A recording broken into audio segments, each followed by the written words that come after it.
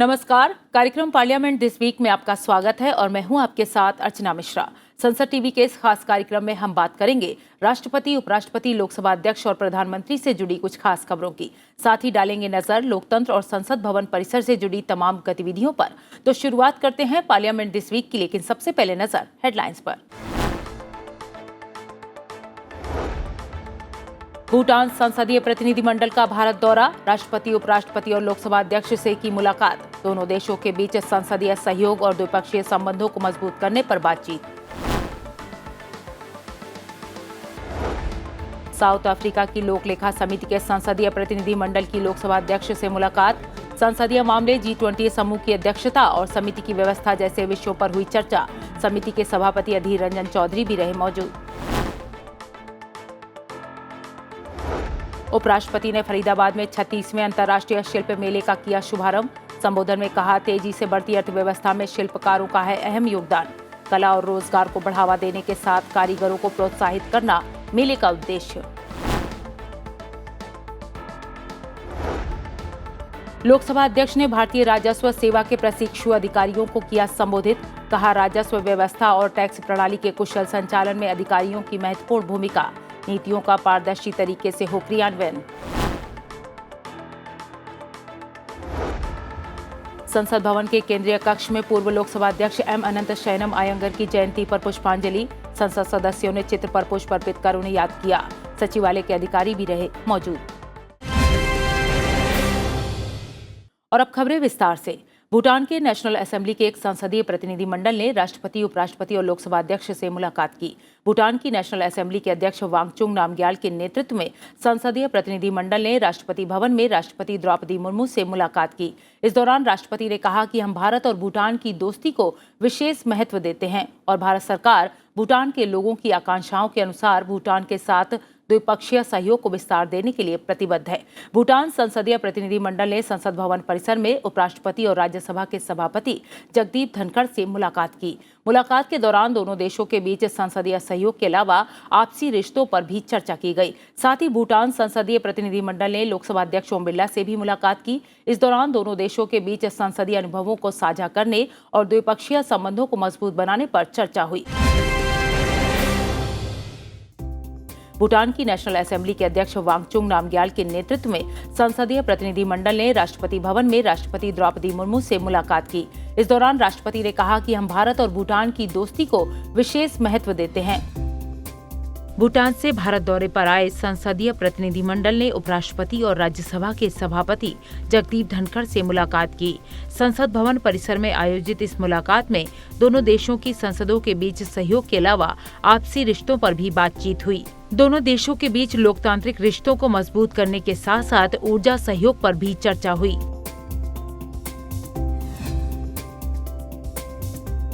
भूटान की national assembly के speaker Wangchuck Namgyal के नेतृत्व में भारत आए एक संसदीय शिष्टमंडल ने संसद भवन परिसर में लोकसभा अध्यक्ष ओम बिरला से मुलाकात की। इस मौके पर लोकसभा अध्यक्ष ने कहा कि विश्व का सबसे प्राचीन और जीवंत लोकतंत्र होने के कारण भारतीय संसद 140 करोड़ नागरिकों की आशाओं और आकांक्षाओं को प्रतिबिंबित करता है। लोकसभा अध्यक्ष ओम बिरला ने शिष्टमंडल के सदस्यों को बताया कि भारत को विकसित राष्ट्र बनाने की दिशा में अगले 25 सालों के लिए कृषि, उद्योग, इंफ्रास्ट्रक्चर, विज्ञान, डिजिटल अर्थव्यवस्था, ग्रीन ऊर्जा और जलवायु परिवर्तन के क्षेत्रों में विकास की व्यापक कार्य योजना बनाई जा रही है। उन्होंने कहा कि इस लक्ष्य की प्राप्ति में मित्र देशों के सहयोग की महत्वपूर्ण भूमिका होगी। लोकसभा अध्यक्ष ने कहा कि भारत सरकार भूटान के लोगों की आकांक्षाओं और प्राथमिकताओं के अनुसार भूटान के साथ द्विपक्षीय सहयोग का दायरा बढ़ाने के लिए प्रतिबद्ध है। उन्होंने भूटान के साल 2034 तक उच्च आय अर्थव्यवस्था बनने के लक्ष्य की सराहना की। साथ ही आश्वासन दिया कि भारत सदैव भूटान का विश्वसनीय मित्र रहेगा। अफ्रीकी देश जाम्बिया के संसदीय शिष्टमंडल ने राष्ट्रपति द्रौपदी मुर्मू, उपराष्ट्रपति जगदीप धनखड़ और लोकसभा अध्यक्ष ओम बिरला से मुलाकात की। राष्ट्रपति भवन में शिष्टमंडल का स्वागत करते हुए राष्ट्रपति ने कहा कि भारत और जाम्बिया के बीच मजबूत और सौहार्दपूर्ण संबंध हैं और दोनों देशों के बीच आर्थिक सहयोग में बढ़ोतरी हुई है। जाम्बिया के संसदीय शिष्टमंडल ने उपराष्ट्रपति जगदीप धनखड़ से उपराष्ट्रपति निवास पर मुलाकात की। बैठक के दौरान दोनों देशों के बीच ऐतिहासिक सांस्कृतिक संबंधों को मजबूत करने पर बातचीत हुई। इसके साथ ही जाम्बिया के संसदीय शिष्टमंडल ने संसद भवन परिसर में लोकसभा अध्यक्ष ओम बिरला से मुलाकात की। लोकसभा अध्यक्ष ओम बिरला ने कहा कि G20 अंतर्राष्ट्रीय आर्थिक सहयोग का एक प्रमुख मंच है और भारत विकासशील देशों और ग्लोबल साउथ के महत्वपूर्ण मुद्दों को हल करने के लिए इस मंच का उपयोग करने की इच्छा रखता है।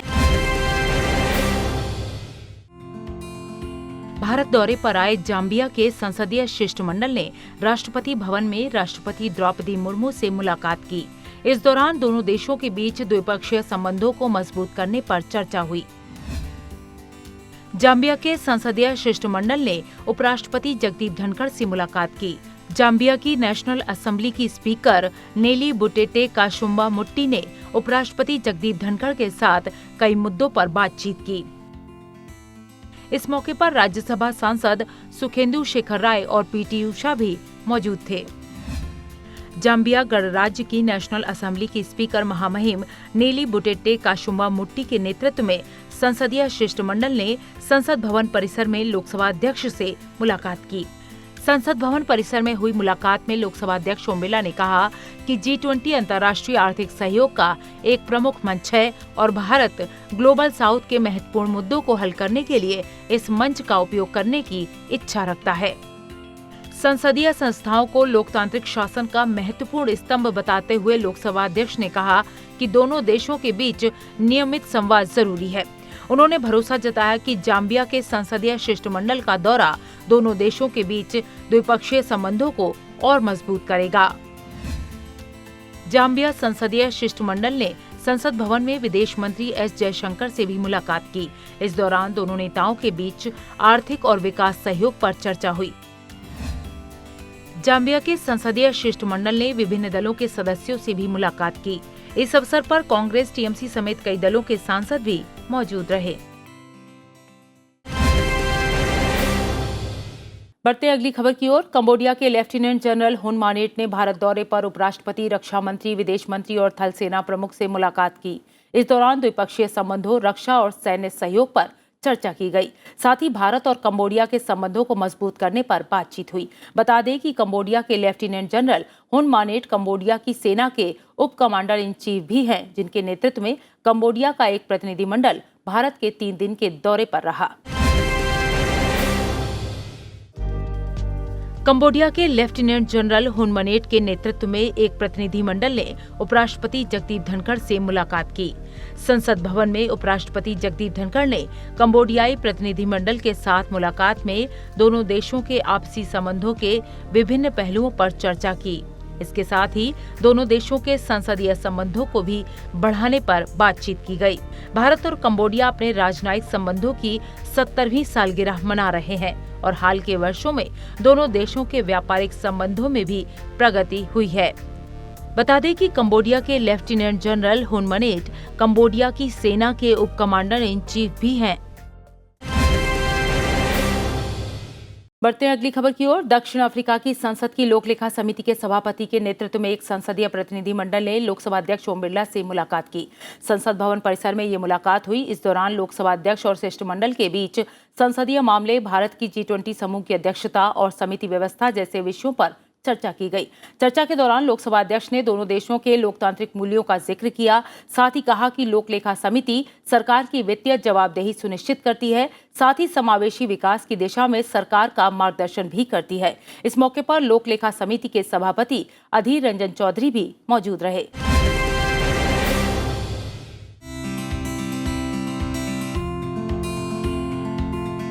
दक्षिण अफ्रीका की संसद की लोक लेखा समिति के सभापति मखुलेको हलेंगुआ के नेतृत्व में एक संसदीय प्रतिनिधिमंडल ने संसद भवन परिसर में लोकसभा अध्यक्ष ओम बिरला से मुलाकात की। लोकसभा अध्यक्ष ओम बिरला और शिष्टमंडल के बीच भारत की G20 समूह की अध्यक्षता, संसदीय कार्यकरण और समिति व्यवस्था जैसे विषयों पर चर्चा हुई। भारत और दक्षिण अफ्रीका के ऐतिहासिक संबंधों का जिक्र करते हुए लोकसभा अध्यक्ष ने कहा कि दोनों देश लोकतांत्रिक मूल्यों में आस्था रखते हैं और दोनों देशों के बीच घनिष्ठ संबंध रहे हैं। दोनों के द्विपक्षीय संबंध बहुआयामी है और पारस्परिक सहयोग पर आधारित हैं। लोकसभा अध्यक्ष ने कहा कि भारत ने संपूर्ण विश्व को औपनिवेशक और दमनकारी शक्तियों से मुक्ति का मार्ग दिखाया, जिसकी प्रेरणा से आधुनिक दक्षिण अफ्रीका ने अपने देश को रंगभेद और औपनिवेशक शासन से मुक्ति दिलाई। भारत में G20 की अध्यक्षता का जिक्र करते हुए लोकसभा अध्यक्ष ने कहा कि G20 अंतर्राष्ट्रीय आर्थिक सहयोग का एक प्रमुख मंच है, जहां भारत विकासशील देशों और ग्लोबल साउथ के महत्वपूर्ण मुद्दों को उठाने की मंशा रखता है। उन्होंने शिष्टमंडल के सदस्यों को बताया कि इस साल G20 देशों की संसदों के अध्यक्षों के P20 सम्मेलन का आयोजन भारत में होगा। भारत की वसुधैव कुटुम्बकम की विचारधारा के साथ इस वर्ष G20 की थीम एक पृथ्वी, एक परिवार, एक भविष्य है, जिसके अनुसार लोकतंत्र की जननी भारत G20 मंच पर वैश्विक मामलों के प्रभावी समाधान का प्रयास करेगा। इस मौके पर लोक लेखा समिति के सभापति अधीर रंजन चौधरी भी मौजूद रहे। तो कार्यक्रम पार्लियामेंट दिस वीक में वक्त हो गया है एक ब्रेक का। ब्रेक के बाद भी खबरों का सिलसिला जारी है, बने रहिए। ब्रेक के बाद एक बार फिर आपका स्वागत है। बढ़ते हैं अगली खबर की ओर। हंगरी के एक संसदीय प्रतिनिधि मंडल ने संसद भवन परिसर में राज्यसभा के उपसभापति हरिवंश से मुलाकात की। दोनों पक्षों ने भारत और हंगरी के बीच मजबूत द्विपक्षीय संबंधों को बढ़ावा देने पर जोर दिया, साथ ही द्विपक्षीय हितों के विभिन्न मुद्दों पर बातचीत की। संसद भवन परिसर में हंगेरियन नेशनल असेंबली के डिप्टी स्पीकर इस्त्वान जैकब के नेतृत्व में हंगरी के एक संसदीय प्रतिनिधिमंडल ने राज्यसभा के उपसभापति हरिवंश से मुलाकात की। दोनों पक्षों ने भारत और हंगरी के बीच मजबूत द्विपक्षीय संबंधों को बढ़ावा देने के लिए संसदीय आदान प्रदान की जरूरत पर बल दिया, साथ ही द्विपक्षीय हितों के विभिन्न मुद्दों पर चर्चा की। मुलाकात के दौरान राज्यसभा के उपसभापति हरिवंश ने हंगरी की शांति, प्रगति और समृद्धि के साथ वहां के लोगों के स्वास्थ्य और कल्याण के लिए शुभकामनाएं दी। उपराष्ट्रपति जगदीप धनखड़ ने फरीदाबाद में 36वें सूरजकुंड अंतर्राष्ट्रीय शिल्प मेले का उद्घाटन किया। मेले में शंघाई सहयोग राष्ट्र के करीब 17 देश पार्टनर कंट्री के तौर पर शामिल हुए। इसके साथ ही नॉर्थ ईस्ट के कई राज्यों को स्टेट थीम बनाया गया है। कार्यक्रम को संबोधित करते हुए उपराष्ट्रपति ने कहा कि भारतीय अर्थव्यवस्था तेजी से आगे बढ़ रही है, जिसमें भारत के शिल्पकारों का भी अहम योगदान है। उन्होंने कहा कि मेले का उद्देश्य कुशल कारीगरों के समूहों को प्रोत्साहित करना है, साथ ही स्वदेशी कला और रोजगार को बढ़ावा देना है।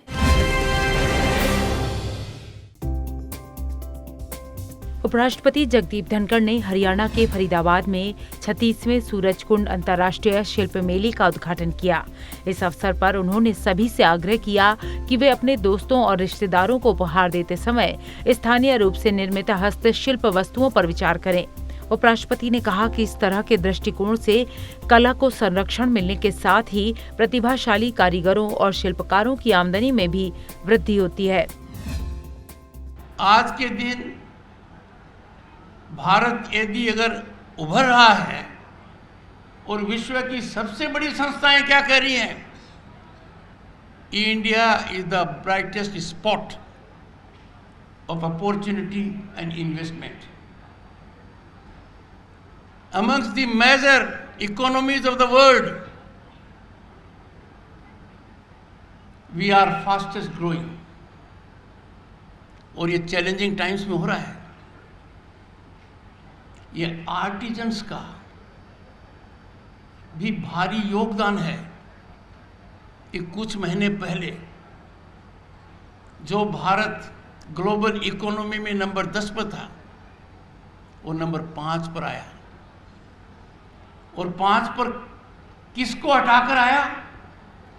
जिन लोगों ने हम पर कितने लंबे समय तक राज किया, यूनाइटेड किंगडम।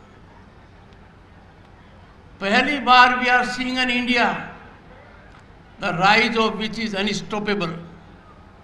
पहली बार हम एक देश को देख रहे हैं जहां हर आदमी को अपनी प्रतिभा दिखाने का पूरा मौका मिल रहा है और इससे किसी भी परिस्थिति में आर्टिजन्स दूर नहीं है।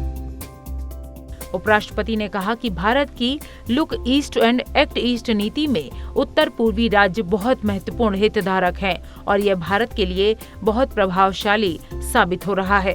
उपराष्ट्रपति जगदीप धनखड़ ने भारत को अवसर और निवेश का एक उज्जवल स्थान बताते हुए आत्मनिर्भर भारत बनाने में भारत के कारीगरों और शिल्पकारों के योगदान की प्रशंसा की।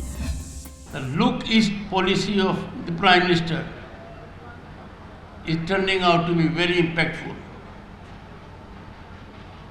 And it is gratifying to note the creation of a separate ministry and the energetic involvement of the Secretary Rok Ranjan ji is turning out to be very rewarding. कुछ सप्ताह पहले मुझे नॉर्थ ईस्ट में जाने का मौका मिला। सचिव महोदय को मैंने अनुरोध किया और जो फेस्टिवल मैंने वहाँ देखा, there was massive national and international participation. Nagaland.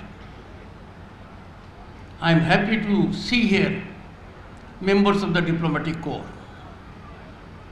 So this is a very unique combination: SCO countries, northeastern states, and of course we have footfall of every state and union territory of the country.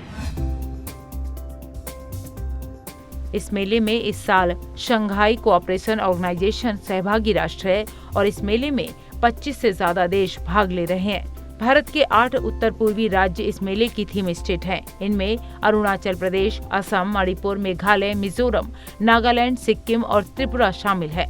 ये राज्य एक साथ मिलकर एक ही मंच पर अपनी कला, हस्तशिल्प और व्यंजनों का प्रदर्शन कर रहे हैं। बता दें कि 3 फरवरी 2023 से सूरजकुंड अंतर्राष्ट्रीय शिल्प मेले का उद्घाटन हुआ, जो कि 19 फरवरी 2023 तक चलेगा।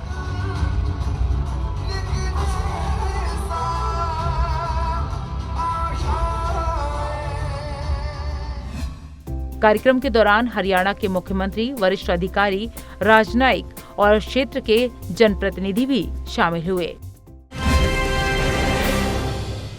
लोकसभा अध्यक्ष ओम बिरला ने संसद भवन में भारतीय राजस्व सेवा के प्रशिक्षु अधिकारियों को संबोधित करते हुए कहा कि देश में राजस्व व्यवस्था और टैक्स प्रणाली के कुशल संचालन में राजस्व सेवा के अधिकारियों की महत्वपूर्ण भूमिका है। उन्होंने कहा कि राजस्व सेवा के अधिकारी के तौर पर सुनिश्चित करें कि हमारी कर नीतियां स्पष्ट, प्रगतिशील और हमारी अर्थव्यवस्था के अनुरूप हों। साथ ही उनका क्रियान्वयन भी पारदर्शी तरीके से हो, ताकि सभी करदाताओं को सम्मान के साथ बेहतर सेवाएं भी मिल सके।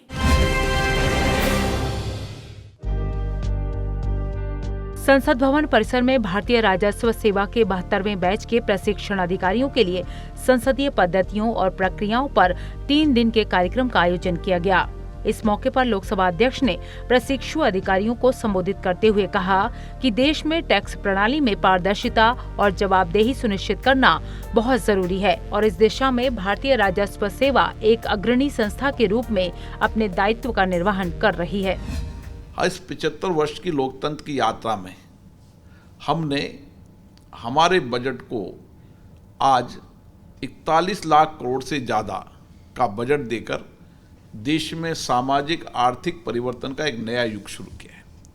हमने इंफ्रास्ट्रक्चर के रूप में, हमने बुनियादी सुविधाओं के रूप में और बदलते परिप्रेक्ष्य के अंदर आर्थिक डेस्टिनेशन भारत बने, इसके लिए टैक्स नीतियों के अंदर सरलता, सुविधाजनक और पारदर्शिता लाने का काम किया। लोकसभा अध्यक्ष ओम बिरला ने आर्थिक नीतियों को स्पष्ट, प्रगतिशील और बदलती अर्थव्यवस्था के अनुरूप होने पर जोर दिया। उन्होंने कहा कि नीतियों का उद्देश्य पारदर्शिता और नागरिकों और उद्यमियों के लिए सम्मान के साथ बेहतर सेवा होना है। हर सरकार ने टैक्स प्रणाली के अंदर पारदर्शिता है, जवाबदेही हो और टैक्स देने वालों का विश्वास भरोसा बढ़े।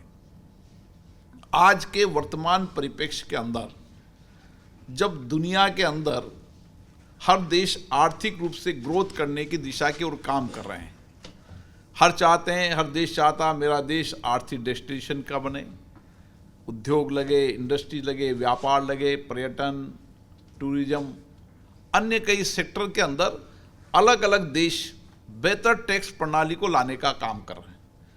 उस समय क्योंकि भारत की विशालता, विविधता भिन्न है, हमने भी दुनिया के अंदर एक बेस्ट टैक्स प्रणाली को लाने का काम किया है। बता दें कि कार्यक्रम को लोकसभा सचिवालय की संसदीय लोकतंत्र शोध एवं प्रशिक्षण संस्थान प्राइड द्वारा आयोजित किया गया था। संसद भवन के केंद्रीय कक्ष में पूर्व लोकसभा अध्यक्ष एम अनंत शयनम आयंगर को उनकी जयंती पर पुष्पांजलि अर्पित की गई।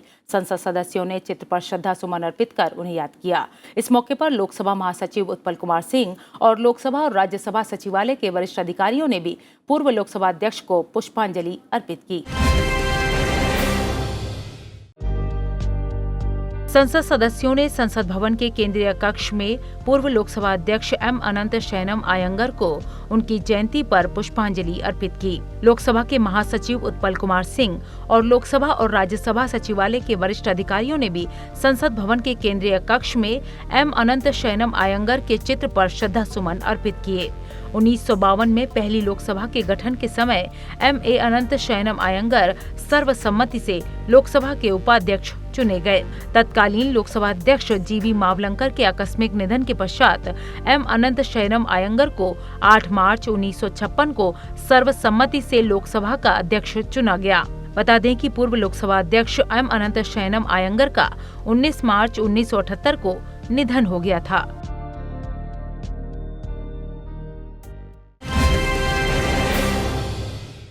लोकतंत्र में संसदीय समितियों का अहम स्थान है। समय समय पर इन संसदीय समितियों की बैठक होती है। विभिन्न मुद्दों पर चर्चा के बाद ये समितियां अपनी रिपोर्ट सभा के समक्ष रखती हैं। तो आइए जान लेते हैं सप्ताह लोकसभा में किन किन संसदीय समितियों की बैठक हुई। लोकसभा की संसदीय समितियों की बैठकों पर नजर डालें तो 3 फरवरी 2023 को लोक लेखा समिति की बैठक हुई। 6 फरवरी 2023 को जन विश्वास उपबंधों का संशोधन विधेयक 2022 पर संयुक्त समिति की बैठक संपन्न हुई। 7 फरवरी 2023 को जन विश्वास उपबंधों का संशोधन विधेयक 2022 पर संयुक्त समिति की बैठक हुई। 7 फरवरी को ही महिला सशक्तिकरण संबंधी समिति की बैठक हुई। अधीनस्थ विधान संबंधी समिति की बैठक भी 7 फरवरी 2023 को ही संपन्न हुई। 8 फरवरी 2023 को सरकारी उपक्रमों संबंधी समिति की बैठक हुई। रसायन एवं उर्वरक संबंधी समिति की बैठक भी 8 फरवरी को संपन्न हुई। 9 फरवरी 2023 को ऊर्जा संबंधी समिति की बैठक हुई। ग्रामीण विकास और पंचायती राज समिति की बैठक भी 9 फरवरी को संपन्न हुई।